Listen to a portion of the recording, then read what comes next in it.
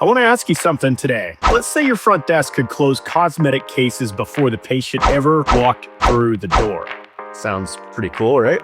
Well, today's guest has built an entire system around that exact idea. We're very close to it.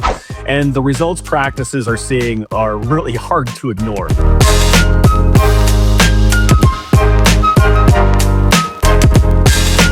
Hey everybody, welcome back to the No BS Dental Growth Podcast. I am your host, Chris Pistorius. I want to ask you something today. Let's say your front desk could close cosmetic cases before the patient ever walked through the door. Sounds pretty cool, right? Well, today's guest has built an entire system around that exact idea. We're very close to it. And the results practices are seeing are really hard to ignore. Dr. Brian Harris is a cosmetic dentist based in Phoenix. Also the founder of Smile Virtual.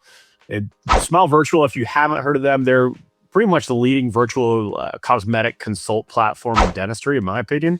And he's also the founder of the Elite Academy, where he does train practices on cosmetic growth, things like case acceptance, patient experience, all the things that kind of matter. But here's what I think is cool and what makes this conversation a little bit different than anything we've done on the show is that Dr. Harris isn't just teaching from the sideline. You know, I think there's something to be said about that. He's really built and implemented these systems inside his own practice first. So he knows exactly what works, what breaks, and exactly where most practices leave money on the table. Now, I think he's one of the most sought after speakers in the industry. We're absolutely excited to have him on. Dr. Harris, welcome to the show. Chris, it's an honor to be here, man. Thank you for having me. And I'm excited to chat for a few minutes about some of these things that have made such a massive impact in my own practice. Yeah, let's hear it, man. I'm going to get right to it, kind of the no BS part of this show. But what is a virtual consult actually solving inside a dental practice? Yeah, so let's talk first what a virtual consult is not. It is not a live video consult. It's not you trying to have a face-to-face video consult with the patient. This is at the simplest form. Patients can upload a smile photo, tell you what they're wanting to change. That's all they have to do. And then when you have time, you sit down, you record a video, send it back to them, letting them know what their options are, what things cost, next steps. They're talking about no BS podcast. Like it's like the no BS consult. Yeah. Here's your options. Here's what it costs. Would love to work with you if you feel it's a good fit. That's awesome. That's really cool. How do you think it changes the patient decision-making process? What have you seen? Well, I think it allows people to come into the in-person consult 100% prepared with knowing what their options are. I think we underestimate how uncomfortable that is for people when they want something, but they really have no idea what it costs or what their options are. So it makes it so much easier for the dentist to be able to talk options without feeling like they're having to sell anything. Yeah, I like that. So it's a little bit less of a timeshare presentation. It feels like sometimes if you get in kind of the monotony of it. Yes. What about production increase? I know it's going to be watching this. It's going to be thinking that in their back of their mind. What are practices seeing that implement this? So 87 to 92% case acceptance on high dollar cases, elective dentistry is the average, where traditionally before I started using these types of consults, I was about 30 to 50% in my practice. National average is, I think, 30 to 40% based on the ADA studies. That's incredible. Of how many of these are you doing? Like what percentage of your overall patients are actually taking advantage of the virtual part? Well, I'm at the point now where I will not see a patient unless they've gone through the video consult first. So all of my patients go through that first, but I would say, to a general practice, just getting started with the platform, you may get 5, 6, 8 of these consults in a month. And of those, let's say 8, it's not like all of them are coming in for in-person consults. You may only get, 3 or 4 that come in for the in-person, but, it still gave you the ability to impact 8 people and let them know who you are and what you do. And, and you only had to spend 5-10 minutes at the most with each of them. So it's a massive impact, but really leveraging your time. And then the time you do spend with people, is just super efficient because they trust you already. Yeah, you've already got a couple of those boxes checked before they even get in the place. Is this primarily for the higher end cosmetic practices, or can just regular GPs benefit from this as well? Any elective procedure where there's confusion around the procedure, anything from just general like Invisalign, where the confusion is some offices are charging 3,000, some are charging seven, or all on four cases, implants, cosmetic dentistry, anything where there's an elective procedure being done and confusion around what their options are. It works great for that. It still works for broken back tooth in pain, but it doesn't work as well, um, just because it's not really meant for that. Yeah, how long have you been doing it yourself? So 2016 is when I came up with the first the initial product, and so yeah, I mean we're coming up on 10 years now of doing this. It's been, I mean, probably the last couple years things have really started to explode, just because people are so much more comfortable having consults via video now. Yeah, I think COVID changed a lot of the way that businesses meet in general, but I think in healthcare even more. So probably some pretty good timing in there for you in this service. Um, uh, so what mistakes? Let's say somebody signs up. What are some of the mistakes you see sometimes when people are using this? It's a great question, and I actually don't get asked that often, but it's probably one of the best questions to ask, because the biggest mistake is when doctors show up and try to make it a dental consult via video, meaning, Yeah. it's not diagnosis, it's not treatment planning, it's not your time to go into all of the logic. It really is more of a, hey, I'm Dr. Harris. Absolutely, I know I can help you, and I've helped a lot of people just like you. Let me give you an idea of some of the options that could work great for you. Let me share what that's going to cost, and then, if you feel like you're a good fit for for if you feel like I'm a good fit for what you're looking for, then I'd love to meet with you. So it's very much more of a super down to earth, very direct, very open conversation, and just that act of you telling them exactly what they want to know builds massive trust. Yeah, for sure. Can you talk me through, because in marketing, which is what I do, sometimes there's things that we have to implement. There's software we have to install, and sometimes I just see like I see like dentist eyes like glaze over, like, oh man, I got to do something again with the computer and integrate stuff. And what's the implementation of this look like into a practice? What do you have to do? Yeah, it's actually really easy. We've taken a lot of that work away from the dentist. As long as you have a laptop, it's the camera works. Just the camera of your laptop works great. You're going to, once you get access to the platform, you can. It comes preloaded with a bunch of before and after photos. You can also upload your own cases in there, and then there's a whole curriculum built into the back end of the platform of training, where I'll walk you through exactly, not just how to record the most effective virtual consults, what to say, when to say it, how to say it, what not to say, but also, all the front end stuff of how to build the social presence, how to post on social media, how to grow a following, how to drive more consults. Basically everything you need to know to be successful in implementation. What about acceptance? Do you talk to them about that? Like what you can do more to get better case acceptance from these virtual consults? Yeah, we do. One example is, I believe stories convert. So instead Yeah. of making it all just about, you know, their treatment, it's like, hey, let me tell you about Jessica, who had a very similar, situation Yes. that you did. Here's what we did for her. Let me tell you about so and so, because then, just that whole law of the herd, people will do what they perceive other people are doing, because, if if it's good for Jessica and she deserves it, I deserve it too. And so just simple things like that of, you know, storytelling goes a really, really long way. Yeah, for sure. Another question we're going to get, so we're going to tackle it right now, is how long before a practice sees a positive ROI on doing something like this? It varies. I would say it's directly related to the effort that they put in.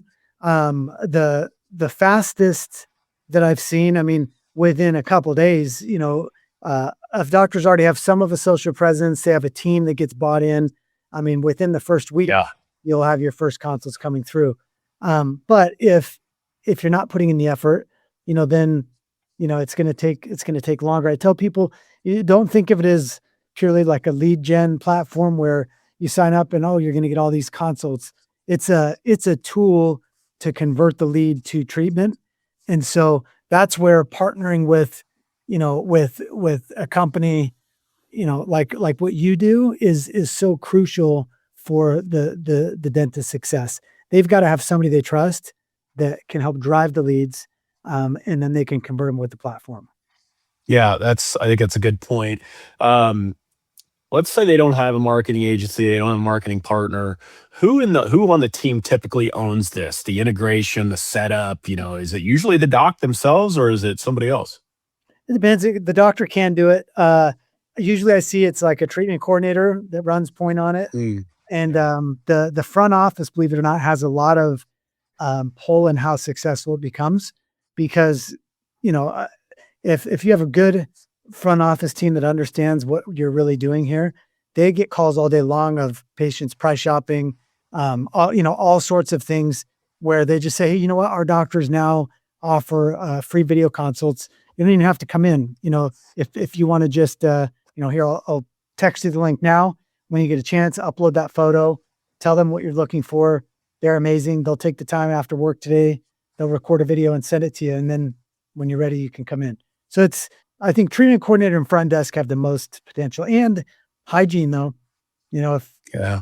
If you go in and diagnose, even if it's not a smile, but let's say it's 2 or 3 crowns out of hygiene, instead of trying to quickly just give them a quote right there, send them a video later that night.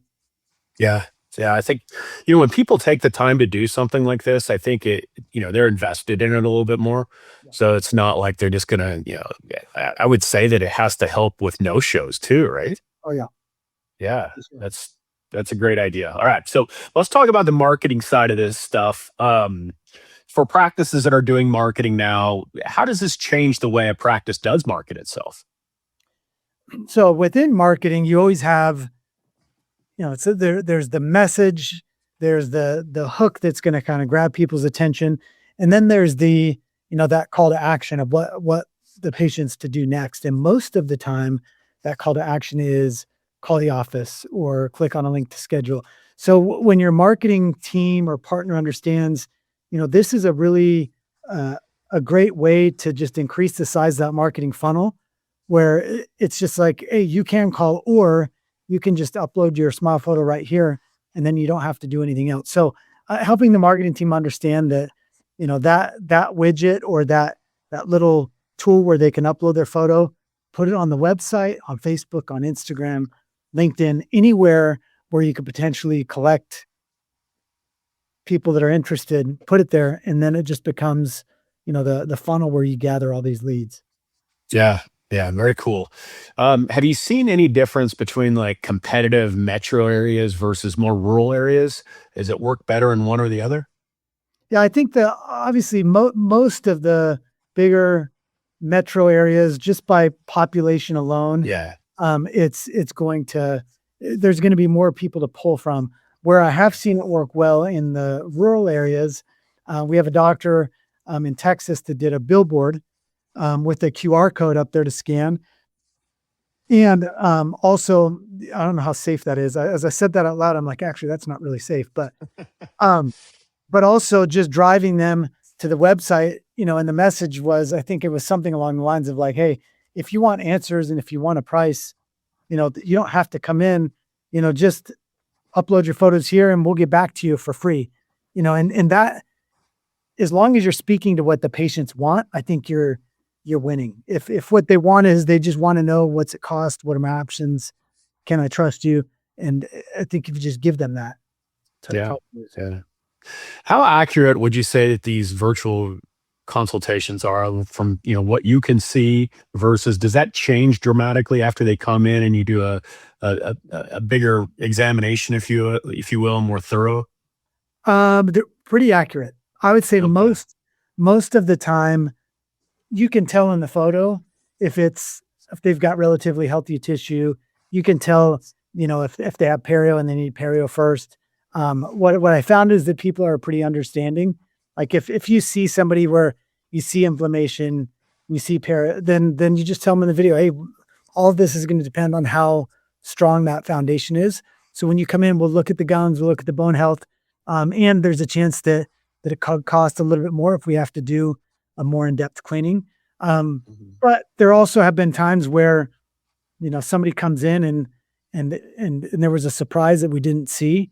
And I think just how you handle that makes a difference. We had one time where, we recommended 10 veneers, but because of the position of one of the teeth, it had to be 11 to really get it to work. And so then we just throw in the additional veneer, at no cost. Okay. I try to be understanding of that and have some skin in the game too.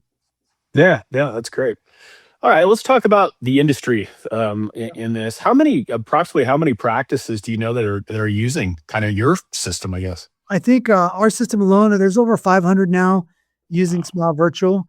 Um, there's other platforms out there. Some of them have started and have kind of gone away. Um, I think I think what I've realized is that to do this and to implement it, I think it's good that the doctors that are listening know this beforehand. You have to have a mindset of being willing to give a little bit of time in exchange for something potentially great. You're giving your time, your most valuable asset, and you're giving an hour to record 5 or 6 consults, knowing that some of those may not move forward as treatment. But as long as you look at it from a place of, hey, it's the best way for me to spread the word about who I am and what I do.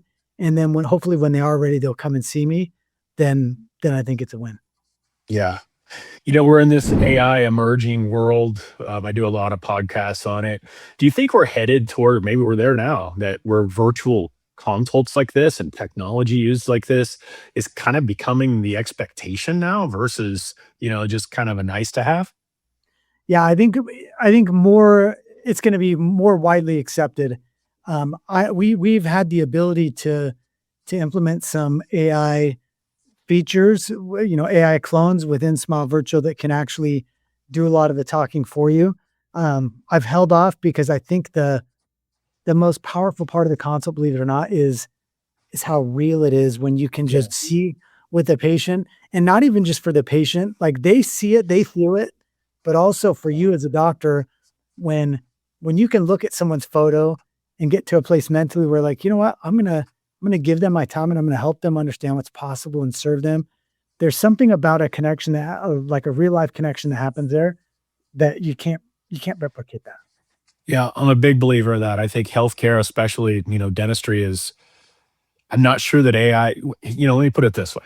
When you go to order a pizza, I don't know that you care if it's AI, right? But when we're talking about healthcare and, your family's health and, I think you need empathy, sympathy. I think you need that human connection. I just don't know that AI will ever get to that point. Honestly, I hope it doesn't. But I think there are a lot of ways that you can leverage AI in a practice. I'm just not sure it's that, kind of that last mile, if you will. So I agree I with think you. that's a great point. Yeah. Um, all right. So, what do you think happens to practices that ignore this shift that we're just talking about? Not just AI, but also virtual consults. Kind of like this is the way we've always done it. Why would I change? Yeah, I think there's a cost. Anytime you're implementing a new software, a new tool, there's there's a cost. And that's actually, I think it frustrates a lot of dentists because it is like everything nowadays has a 3, a 4, a $500 monthly fee. And it feels like, geez, is it all necessary? So there's a cost with anything you implement. But I think with something like this, I think the real cost is not implementing, getting left behind, and practice is still going to be successful. You'll still keep doing what you've been doing, but I think you really miss out on the opportunity to serve more patients and do more of what you love to do. And so I just think that cost is far greater than monthly cost. Now, that only rings true if you believe it does, and if you're willing to put the time into it. But yeah, do I think offices will get left behind? Absolutely. I just think that people expect more now, and just like with our buying decisions, if we're not getting the service that we want, or if somebody's making it really difficult for me to do business with them, like I'll just take my business elsewhere. Yeah, for sure. Where do you think cosmetic dentistry is heading in the next 5 years? Anything big coming out other than some of the stuff we talked about? Yeah, I think I actually have a huge webinar tonight talking about designing smiles with 3D printed materials. I think what's happening there is it's kind of creating this new mid-tier product within dentistry where it still looks great. It doesn't last as long, but it's allowing all these patients that are now aware of all these cosmetic procedures, but just can't afford $25,000, $30,000, $40,000 for treatment. Now they're, for half the cost, they're able to come in and get something that still looks amazing. I think, it's already great where it is now. I've done about 25 cases like that now. And as each month goes by, materials just get better, printers get better. I think that's going to be, in a year from now, we'll look back and it's going to be a huge part of the cosmetic space. It's a crazy world we live in for sure. Doc, I'm going to wrap up here, but let's say somebody's watching this, they're all over it. How do they get a hold of you? How do they get a hold of your service? How can somebody learn more about what you're doing here? Yeah, I mean, if you have additional questions for me, just at Dr. Brian Harris on Instagram is probably the easiest way. Shoot me a DM. I'll get back to you. I'll most likely send a little voice note back or a video back. Otherwise, just smilevirtual.com. You can go on there. You can get a demo of the product.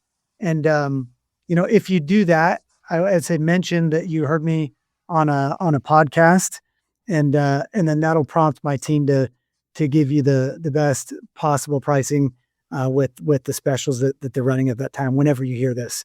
I'm just a big believer in, when people go the extra mile and take 20 minutes to listen to something like this, like those are the type of doctors we want to work with. So we'll take care of you. Just mention it when you reach out. Awesome. Well, Dr. Harris, I think this is exactly what maybe a lot of dentists on the technological fence needed to hear today. I really appreciate you taking the time and telling us more. I'll make sure we put all the Instagram, website links, all that fun stuff, and all of the comments that we promote this on. But thanks so much for pulling back kind of the curtain, if you will, on what's actually working right now, what's coming up next. And everybody out there, if today's episode got you thinking kind of about how you're attracting and converting, especially cosmetic patients, I want you to kind of sit with one question here. How many cases are slipping through your hands simply because maybe the system isn't there to catch them all, or maybe you're not intriguing enough to some people? Because there's a lot of people that really are adopting this type of technology, and I think that they do expect something a little different. And, in the marketing world, it's all about being a little different, having a unique story, because I don't believe a dentist is a dentist. And I think this could be an incredible way to separate yourselves in your local markets. But anyway, all of Dr. Harris's resources, all of this stuff will be linked in the show notes on social media. Please go check out what he's built. It'll be well worth your time. And if this episode did add value to your practice, share it with a fellow owner doctor who needs to hear it. Leave us a review, please, too. Subscribe so you never miss an episode. Dr. Harris, thanks so much, and we'll see you next time. Awesome. Thanks for having me. Thanks for joining us this week on the Dental Marketing Podcast. Make sure to visit our website, www.kickstartdental.com/podcast, where you can subscribe to the show in iTunes, Spotify, or via RSS, so you'll never miss a show. While you're at it, if you found value in the show, we'd appreciate a rating on iTunes. Or if you'd simply tell a friend about the show, that would help us out too. If you are ready to grow your practice, then you might want to schedule a free strategy session with us. Just go to kickstartdental.com and click the free strategy session button and give us 15 minutes of your time to change your practice forever. Be sure to tune in next week for our next episode. And thanks for listening to the Dental Marketing Podcast by Kickstart Dental Marketing, where dentists go to win online.